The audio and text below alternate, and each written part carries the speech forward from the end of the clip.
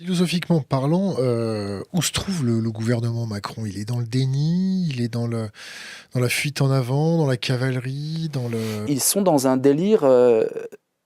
délire d'impunité.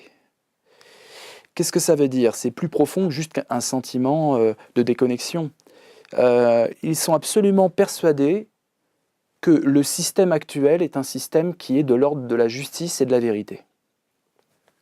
Ils n'arrivent même plus à critiquer une possibilité d'en sortir. Ils sont dans des possibilités de régulation du système. Donc ça, c'est pour moi l'aliénation suprême. C'est un gouvernement d'aliénés.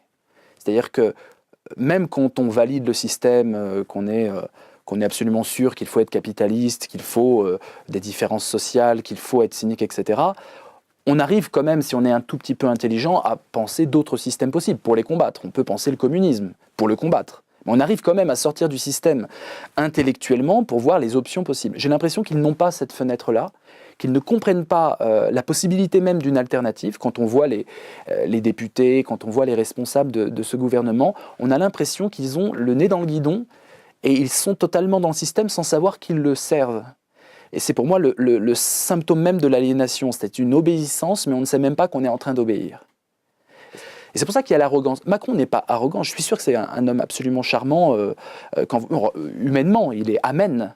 Mais je pense que, comme pour lui, ce système est la vérité incarnée, qu'elle n'arrive même pas à penser un au-delà du système, du coup, il est arrogant parce qu'il dit « mais que voulez-vous ? Il n'y a que ce système, il faut bien qu'on s'arrange. » Donc c'est très dangereux parce que là, on a affaire à de l'aliénation qui ne sait pas qu'elle est aliénée. Et la seule possibilité face à ça, c'est la violence. Ça peut être de la claque dans la tête à quelqu'un, c'est-à-dire tu ne sais pas que tu es en train d'obéir, je te mets une claque dans la tête, du coup tu perds tes lunettes, tu te secoues la tête et tu vois une réalité alternative.